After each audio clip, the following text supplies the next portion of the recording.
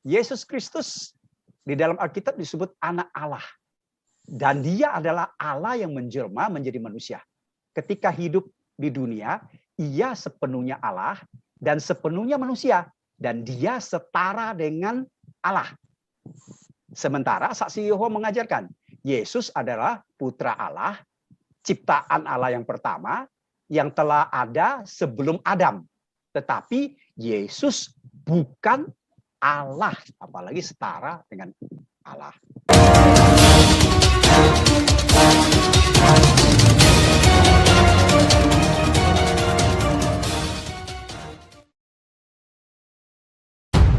Mengenai saksi Yehova, sebenarnya perkembangannya kita lihat naik dan turun ya, up and down. Di Indonesia sendiri, mereka pernah dilarang ya, tapi setelah ada suatu perjuangan yang dikaitkan dengan hak azazi manusia, akhirnya sekarang kabarnya saksi Yehova tidak lagi dilarang dan mereka sudah bisa menjalankan misi mereka di Indonesia. Seperti juga di negara-negara tertentu di dunia ini. Mereka menerjemahkan Jehovah Witnesses ke dalam bahasa Indonesia dengan tulisan saksi Yehuwa. Coba kelihatan nggak PowerPoint saya? Kelihatan nggak? Kelihatan, Pak. Sudah kelihatan ya? Ya. Jadi kalau ikuti tulisan mereka menulisnya dengan dua kata ya, saksi Yehuwa. Yehuwa. Itu tulisan mereka. Jadi kadang-kadang kita biasa aja kan masih menggunakan Yehova yang terjemahan dalam lembaga Alkitab Indonesia. Tetapi mereka punya gaya sendiri pakai YEHUWA. Jadi saksi Yehuwa. Saksinya itu tentu jamak ya. Karena dari bahasa Inggrisnya witnesses itu jamak. Nah sebenarnya mereka ini saksi atau pendusta gitu, sebenarnya. Nah kalau kita mengatakan saksi berarti orang itu mengatakan kebenaran. Ya, jadi tidak bohong. Apa yang dia ketahui, apa yang dia pelajari, apa yang dia dengar, dia lihat, itulah yang disaksikan kepada orang. Nah, sementara pendusta, sesuatu yang dia baca, atau dia tidak dikuasai, tapi dia main ngomong aja. Dia asal ngomong. Sehingga orang yang mendengarkan, yang tidak tahu apa-apa, bisa kena dusta atau kena bohong. Nah, kira-kira begitu ya. Oke, kita lanjut. Sekarang kita coba lihat. Pendiri dari saksi Yehova itu namanya Charles Taze Russell. Ini orang hidup pada abad 20. Meninggal pada tahun 1916.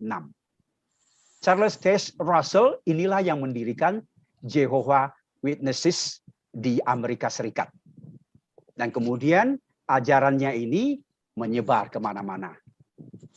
Nah, sekarang saya ingin paparkan kepada kita semua bagaimana kesesatan atau hal-hal yang tidak sesuai dengan Alkitab. Sebelah kiri saya, ya, sebelah kiri kita, ada tulisan Alkitabiah, itu adalah pengajaran dari Alkitab. Sementara yang sebelah kanan itu adalah pengajaran saksi Yehova. Ya, poin pertama mengenai hakikat Allah itu sendiri. PowerPoint saya cukup jelas nggak dilihat di situ? Cukup jelas ya? Jelas ya. Nah, oke. Alkitab mengajarkan doktrin Tritunggal. Artinya Allah Bapa, Putra dan Roh Kudus adalah esa. Tetapi saksi Yehova mengajarkan doktrin unitarianisme, ya. Ya, hanya Yehova sajalah yang Allah. Putra dan Roh Kudus bukan Allah. Ini saja kita sudah tahu sangat bertentangan dengan apa yang diajarkan di Alkitab. Itu poin pertama ya. Kemudian mengenai Allah lagi. Yesus Kristus di dalam Alkitab disebut anak Allah. Dan dia adalah Allah yang menjelma menjadi manusia. Ketika hidup di dunia, ia sepenuhnya Allah dan sepenuhnya manusia. Dan dia setara dengan Allah. Sementara saksi Yehova mengajarkan, Yesus adalah putra Allah, ciptaan Allah yang pertama, yang telah ada sebelum Adam. Tetapi Yesus bukan Allah, apalagi setara dengan Allah. Ini juga sangat bertentangan dengan pengajaran Alkitab. Kemudian mengenai Allah lagi yang poin ketiga, Roh Kudus adalah salah satu pribadi Tritunggal. Ini pengajaran Alkitab ya. Roh Kudus itu kekal dan setara dengan Allah. Itulah sebabnya kita menamakan tiga pribadi Allah ini disebut Tritunggal. Soal akal sehat kita, logika kita nggak sampai, inilah yang diajarkan di dalam Alkitab. Dan itu penuh dengan misteri. Nanti setelah kita muka berhadapan dengan muka, kita baru tahu misteri ini. Dan inilah pengajaran Alkitab. Suka atau tidak, Allah itu mempunyai tiga pribadi, dan itu Tritunggal, dia Esa. Tetapi pengajaran Saksi Yehova mengatakan Roh Kudus itu semacam tenaga aktif Allah, kayak power gitu, kayak listriknya gitu. Dan dia bukan pribadi Allah. Nah, ini mengenai hakikat Allah ya. Kemudian mengenai Yesus, hakikat Yesus. Alkitab mengatakan atau mengajarkan Yesus adalah anak Allah. Ia adalah Allah yang menjelma menjadi manusia. Tadi sudah ya. Nah, kemudian di Saksi Yehova diajarkan Yesus adalah putra Allah dan dia itu makhluk roh ya. Namun ia bukan Allah itu sendiri. Yesus sama dengan Mikael katanya. Katanya Yesus adalah Mikael, yaitu sang penghulu malaikat dalam keberadaannya sebelum menjadi manusia. Nah, di dalam Wahyu pasal 9 ayat 11 ada disebutkan Abaddon dalam bahasa Ibrani, kemudian Apollyon dalam bahasa Yunani, itu katanya adalah sama dengan Mikael dan sama dengan Yesus. Ini jelas-jelas sangat bertentangan ya. Silakan dicek ya pasal itu. Nah, kemudian yang ketiga mengenai hakikat Yesus, bahwa kedatangan Yesus kembali yang akan terjadi kedatangan Yesus kembali nanti kedua kali ya akan terjadi secara fisik dan itu belum terjadi. Kita masih semua ingat di dalam Kisah Para Rasul ya, ketika Yesus sudah mau terangkat gitu ya, kemudian terangkat pelan-pelan hilang di langit. Semua murid-murid dan para pengikutnya terbengong-bengong. Kemudian muncullah malaikat menyampaikan bahwa kalian kenapa masih bingung gitu. Yesus yang terangkat ini nanti akan kembali persis dengan cara yang sama. Berarti secara literal Yesus nanti kedatangan keduanya, kedatangan kembali itu akan seperti dia turun, dia naik gitu loh, kedatangan kembalinya. Tetapi Saksi Yehova mengatakan bahwa kedatangan Tuhan Yesus itu sudah terjadi. Dan itu tidak terlihat pada tahun 1914 gitu. Ya. Ada lagi yang nomor 2 tadi saya lewati. Yesus dalam pengajaran Alkitab adalah secara literal, secara fisik itu disalibkan. Kemudian ditusuk intinya, lambungnya sampai putus napasnya. Tetapi Saksi Yehova mengajarkan bahwa Yesus sekedar dipakukan di sebuah tiang penyiksaan. Oke, baik, lanjut. Kita lihat berikutnya lagi. Apa perbedaannya lagi? Sorry, kok sudah lompat jauh.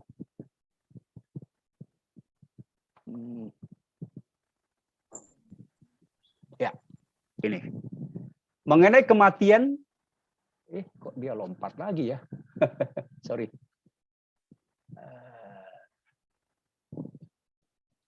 Nah, mengenai kematian dan kehidupan setelah mati. Alkitab mengajarkan bahwa roh manusia itu kekal dan tidak hilang. Keberadaannya kapanpun juga ada setelah mati. Ya. Tetapi Saksi Yehova mengajarkan roh berhenti ketika seseorang meninggal. Agar manusia dapat hidup kembali, maka harus ada kebangkitan kembali. Ya. Kemudian Alkitab mengajarkan segera setelah kematian, kehidupan roh itu sudah ditentukan di surga atau di neraka. Ya, itu sudah pasti. Kalau pengajaran Katolik masih ada di tempat api penyucian yang disebut purgatori, itu Katolik. Tetapi Alkitab tidak pernah mengatakan itu, hanya memang ada satu misunderstanding ketika Lazarus yang pengemis itu sempat ya ada dialog dengan Bapak Abraham itu yang disebut purgatori, itu diadopsi oleh Katolik, dipikirnya itu selamanya. Padahal pengajaran itu, ya, catatan itu adalah karena Tuhan Yesus kan belum sebagai buah sulung yang bangkit, itu belum terjadi. Sehingga semuanya belum dibangkitkan. Nah, ini mungkin ada satu episode lagi yang harus dijelaskan, ya. Nah, mengenai itu hidup begitu manusia mati itu sudah ditentukan di neraka atau di surga. Sementara saksi Yehova mengajarkan tidak ada kehidupan rohani kecuali yang 144.000 saksi itu yang langsung diangkat ke surga. Sedikit sekali ya, cuma 144.000 ya. Kemudian Alkitab mengajarkan orang fasik yang menolak Yesus akan disiksa selamanya di neraka. Tetapi saksi Yehova mengajarkan ya, memang ada kematian kekal setelah penghakiman terakhir untuk orang-orang fasik. Tetapi ya mereka itu adalah orang yang melakukan dosa tak terampuni seperti Yudas. Ya. Mereka ini akan mengalami Gehenna, langsung hancur, lenyap pada saat kematiannya. Ini memang ada konsep yang sangat berbeda sehingga tidak alkitabiah. Ini kita katakan sesat, salah. Ya, jangan-jangan orang Kristen yang ingin mencari kebenaran disesatkan oleh ini. Oke, terus lanjut lagi mengenai penghakiman dan keselamatan. Ini sudah selesai. Ya, mengenai penghakiman dan keselamatan, Alkitab mengajarkan semua orang yang diselamatkan atau lahir baru akan hidup kekal di surga bersama dengan Allah. Saksi Yehova mengajarkan hanya yang 144.000 orang itu yang akan hidup kekal di surga dan akan memerintah atas bumi bersama Yesus Kristus. Tetapi dia masih ada catatan, kecuali mereka yang telah mengalami Gehenna atau musnah. Semua yang telah mati atau orang benar akan dibangkitkan dengan kemungkinan ya, bisa mungkin, bisa juga tidak. Dengan kemungkinan untuk hidup selama-lamanya di sebuah tempat Firdaus di muka bumi. Nah, ini konsep mereka, ini pengajaran mereka. Kemudian tentang penghakiman dan keselamatan, Alkitab mengajarkan keselamatan itu hanya dengan cara bertobat dan percaya. Saksi Yehova mengajarkan mereka bisa diselamatkan, bisa dibenarkan dengan menaati perintah Allah. Jadi ini seperti pengajaran di dalam PL ya, harus menaati semua 10 perintah Allah, misalnya menaati perintah Allah, baik yang tidak diucapkan, tidak diajarkan, maupun yang sudah diajarkan oleh Yesus. Ini sangat abstrak. Saya bingung juga membaca ini, tetapi inilah doktrin mereka. Ya, dan dia harus menyerahkan diri kepada Yehova dan melayaninya. Saya pikir ini poin-poin besar perbedaan antara Alkitab, ajaran Alkitab atau Alkitabiah dengan pengajaran saksi Yehova. Nanti PowerPoint ini bisa saya kirim, siapa yang mau boleh melihat perbandingan itu. Nah, saudara yang saya kasihi di dalam Yesus Kristus, kategori kesesatan itu di dalam keyakinan kita sebagai orang baptis independen ada 2 kesesatan kategorinya ya. Pertama adalah salah menafsirkan Alkitab. Apa yang tadi saya uraikan, jelas-jelas sudah ada kesalahpahaman dalam menafsirkan Alkitab. Apakah itu karena tidak tahu, karena sengaja, atau karena memang ada perbuatan iblis, dan lain-lain sebagainya. Banyak penyebabnya. Yang jelas, itu sudah ada salah penafsiran terhadap Alkitab. Kemudian kategori yang kedua, mereka ini keluar dari Alkitab. Ya, tidak memegang Alkitab lagi, tapi melahirkan pengajaran mereka sendiri, sehingga itu menambahkan juga mengurangi, kan? Ya, kita sering mendengarkan Dr. Santolio kalau menjelaskan soal menambahkan dan mengurangi itu. Jadi 2 kategori ini sudah merupakan tolak ukur untuk kita bisa menilai sebuah bidat atau ajaran sesat. Nah, berikutnya lagi, materi saya sudah habis. Saya hanya ingin memberikan beberapa foto gambar untuk melihat gaya-gaya saksi Yehova. Nah, mereka ini sering melakukan kegiatan atau cara penginjilan, tanda kutip penginjilan ya, dengan membagi buku dan traktat di jalan. Seperti foto ini kita lihat ya. Itu dibagikan secara gratis, free copy katanya. Dan mereka selalu memakai atau menggunakan pakaian yang sangat rapi. Kalau tidak kemeja panjang dengan dasi, mereka pakai jas. Sangat rapi. Dan biasanya mereka berdua-duaan. Kalau ini kan kita lihat ini pas foto yang diambil dijepret itu satu orang, yang di bawah itu 2 orang. Nah, ini yang di Indonesia. Mereka di mana saja, kapan saja, tanda kutip, menginjili. Sampai orang di sawah, di tengah sawah, petani pun diinjilinya. Dan kita lihat ya, ini ada laki dan perempuan, berdua ya, berpasangan, menginjili seorang petani kelihatannya. Dan kemudian yang di bawah itu di pinggir jalan, mereka membagi traktat dan juga majalah mereka. Jadi di mana saja mereka melakukan kegiatan penginjilan, tanda kutip. Lihat lagi. Dan mereka selalu mengetok pintu. Nah, mungkin di Kupang sudah ada kejadian, mereka berdua atau mungkin ada lebih. Tapi biasanya pola mereka selalu berdua. Supaya mereka bisa saling mengisi kali ya. Ada yang lempar umpan, ada yang nyambut, ada yang menyampaikan. Sehingga saling mengisi. Kalau ada satu yang membantah, yang lainnya juga akan menolong mereka. Selalu harus berdua. Kita lihat ya, yang di foto itu ada dia mendatangi seorang ibu-ibu tua ya. Ini tentu di luar negeri ya, karena kulit putih. Di bawah itu juga ya, sepertinya satu laki, satu perempuan ngetok pintu dan menginjili. Dan di sebelah itu lihat ya, selalu jalan berdua dan berpakaian rapi. Nah, sekarang kita lihat mereka mempunyai dana yang sangat besar dan mencetak traktat dan majalah yang sangat bagus.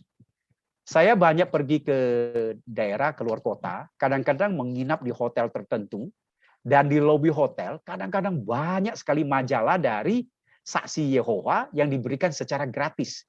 Dan kalau kita lihat, majalah itu sangat lux, sangat mewah. Kertasnya bagus, fotonya bagus, semua serba bagus. Dan tulisannya sebenarnya sangat bagus. Ya, ini contohnya. Dan mereka memberi judul majalahnya itu Menara Pengawal, ya, Watch Tower. Dan mereka memberitakan apa yang disebut kerajaan Yehuwa. Mereka boleh saya katakan gini, hampir saya tidak pernah mengatakan mereka menggunakan istilah jemaat atau gereja, tapi mereka lebih banyak menggunakan istilah kerajaan. Tempat pertemuan mereka pun disebut balai kerajaan. Ya, itu kira-kira. Oke, cetakan majalah mereka itu dan gambarnya pokoknya semua bagus deh, ya. Nah, oke, sekarang coba kita lihat logo-logo mereka.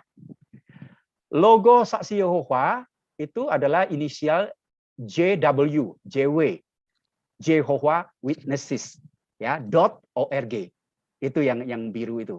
Kemudian penerbit majalah mereka, traktat mereka, dan juga Alkitab terbitan mereka selalu menggunakan logo The Watch Tower, ya. Menara Pengawal. Nah, di bawah itu coba lihat, itu selalu ada istilah Kingdom Hall, Balai Kerajaan dari Saksi Yehova. Dan di Indonesia diterjemahkan Balai Kerajaan Saksi Yehova. Jadi kalau kita lihat ada label, ada plang itu, berarti itu tempat dia. Nah, yang sebelah bawah kanan itu adalah papan nama di kantor atau markas besar mereka di New York.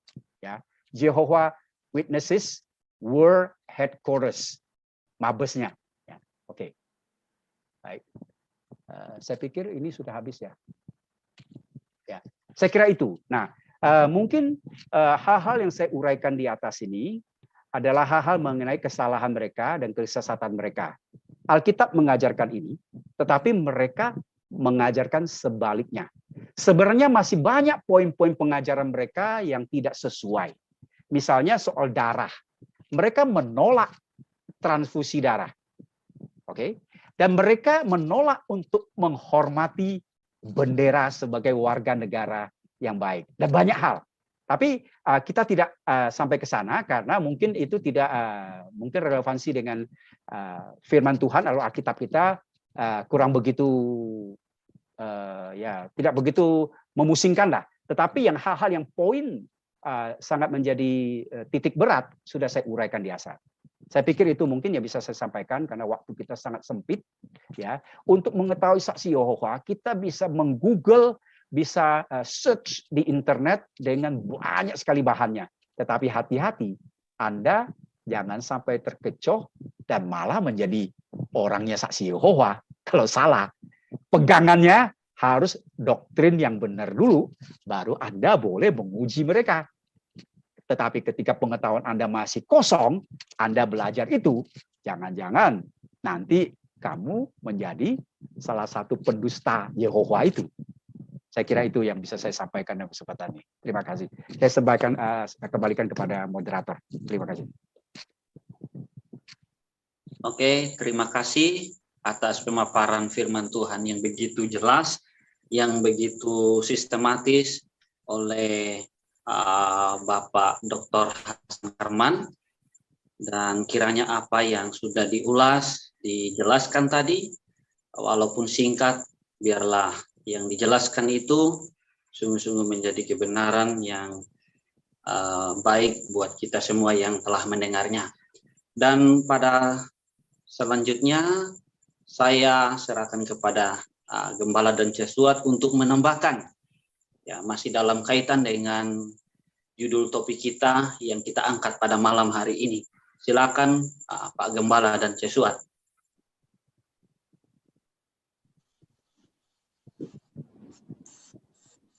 Baik, selamat malam untuk kita semua. Kita mengucap syukur malam hari ini Hasan Karman bisa bersama dengan kita.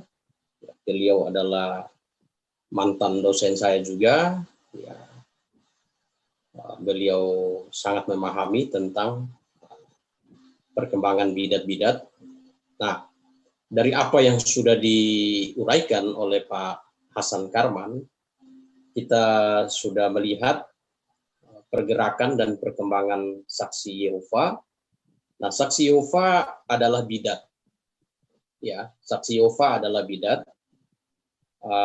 Di dalam Titus pasal 3 ayat 10 dikatakan di situ, seorang bidat yang sudah 1-2 kali kau nasihati, hendaklah engkau jauhi. Jadi ada kata bidat di situ. Nah, kata bidat itu di dalam teks Yunaninya itu hairetikon, ya, yang berasal dari kata hairetikos. Nah, apa arti bidat? Bidat adalah suatu ajaran atau aliran yang menyimpang dari ajaran murni. Nah, saksi Yehova kita sebut mereka sebagai bidat karena ajaran mereka sudah menyimpang dari ajaran yang murni, yaitu ajaran Alkitab. Sebagaimana yang sudah dipaparkan Pak Hasan tadi, bahwa saksi Yehova menolak keilahian Kristus dan keilahian Roh Kudus. Ya, jadi mereka kita sebut bidat. Ya, mereka kita sebut bidat. Nah, kemudian saya mau tambahkan lagi bahwa seringkali saksi Yehova memberikan tuduhan kepada orang Kristen bahwa doktrin Tritunggal itu bukanlah doktrin yang berasal dari Alkitab, tapi itu sebuah doktrin yang dihasilkan oleh produk gereja Katolik. Nah, ini suatu, bisa dikatakan ini suatu kekeliruan, bahkan bisa condong kepada sebuah fitnah terhadap kekristenan. Karena Alkitab sendiri kita bisa lihat di dalam surat 1 Yohanes pasal 5 ayat 7 dan 8 itu mengajarkan kepada kita mengenai doktrin Tritunggal. Ya, 1 Yohanes pasal 5 ya, coba saya lihat ya, 1 Yohanes pasal 5 ayat 7 dan 8. Ya, ini di sini dikatakan, sebab ada 3 yang memberi kesaksian di sorga, Bapa, Firman, dan Roh Kudus, dan ketiganya adalah satu. Dan ada 3 yang memberi kesaksian di bumi, roh dan air dan darah, dan ketiganya adalah satu. Ya, sebab ada 3 yang memberi kesaksian di sorga, Bapa, Firman, dan Roh Kudus, dan ketiganya adalah satu. Nah, ketiganya adalah satu, ini dasar kekristenan mempercayai doktrin Tritunggal. Jadi tuduhan saksi Yehova bahwa doktrin Tritunggal adalah produk gereja Katolik adalah sebuah kesalahan dan sebuah kekeliruan. Karena kekristenan percaya doktrin Tritunggal itu bersumber dari Alkitab. Nah, kalau Bapak Ibu perhatikan di dalam surat 1 Yohanes pasal 5 ayat 7 dan 8 di Alkitabnya kelompok saksi Yehova, bagian yang diberi tanda kurung, ya tanda kurung siku, ini dihilangkan. Ya, jadi saksi Yehova itu punya Alkitab sendiri yang dikerjakan oleh tokoh ketiga dari saksi Yehova, ya Nathan Knorr. Alkitabnya itu New World Translation. Jadi terjemahan dunia baru. Nah, di dalam Alkitab mereka bagian ini dihilangkan. Nah, banyak juga orang Kristen yang tidak mengerti mengapa bagian Alkitab kita yang di 1 Yohanes 5 ayat 7 dan 8 ini ada tanda kurung siku. Nah, banyak yang mengatakan bahwa bagian ini diragukan. Sebenarnya begini, ayat ini di dalam teks asli, ya, teks asli, salinan asli, Tectus Receptus, ayat ini ada. Tetapi dalam naskah palsu, yaitu critical text, ayat ini dihilangkan. Ya, dihilangkan. Nah, sehingga memunculkan keraguan mungkin bagi lembaga Alkitab Indonesia sehingga memberikan tanda kurung siku. Tetapi bagi yang mengerti, tahu bahwa di dalam salinan asli, tanda kurung siku di bagian ayat ini ada. Itu. Nah, dan doktrin Tritunggal yang kita percayai itu bukan produk gereja Katolik, tetapi itu benar-benar adalah doktrin yang bersumber dari Alkitab.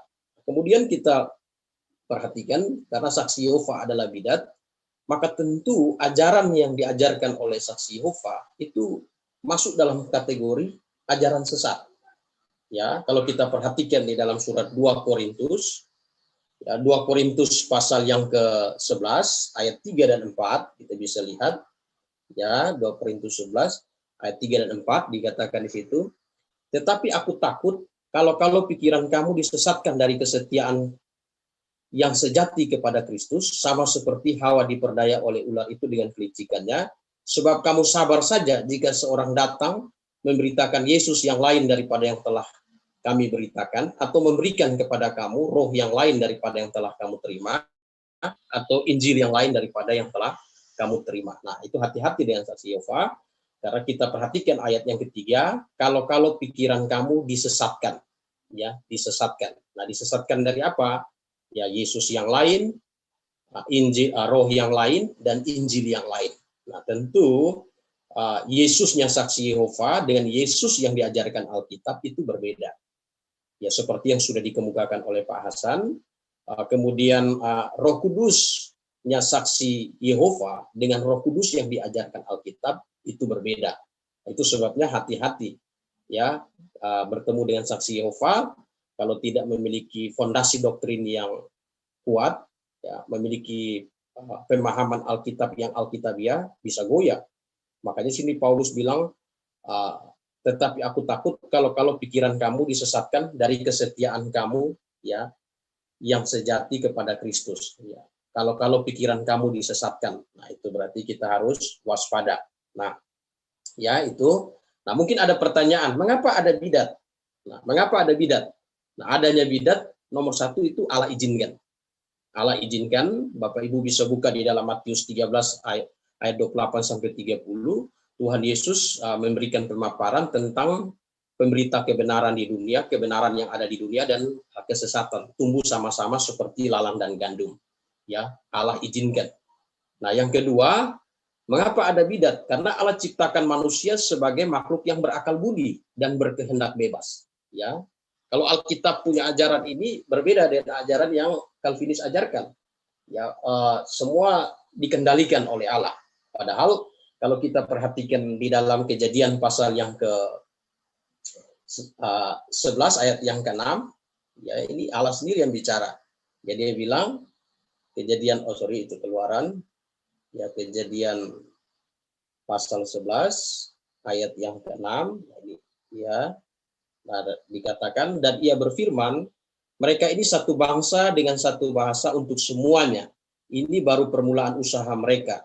Mulai dari sekarang, apapun juga yang mereka rencanakan tidak dapat terlaksana. Jadi perhatikan di sini, mulai dari sekarang apapun juga yang mereka rencanakan. Berarti punya kehendak bebas untuk memutuskan dan merencanakan. Nah, ini tentu berkontradiksi dengan doktrin Calvinis bahwa segala sesuatu itu ditetapkan Tuhan, termasuk segala-galanya. Nah, ini tentu bertentangan. Nah, ini ya, mengapa ada bidat? Nomor satu, Allah izinkan. Nomor dua, Allah ciptakan manusia sebagai makhluk berakal budi dan berkehendak bebas. Ya, ini. Ya, jadi kira-kira itu tambahan dari saya untuk kita semua. Jadi bagaimana kita menghadapi saksi Yehova?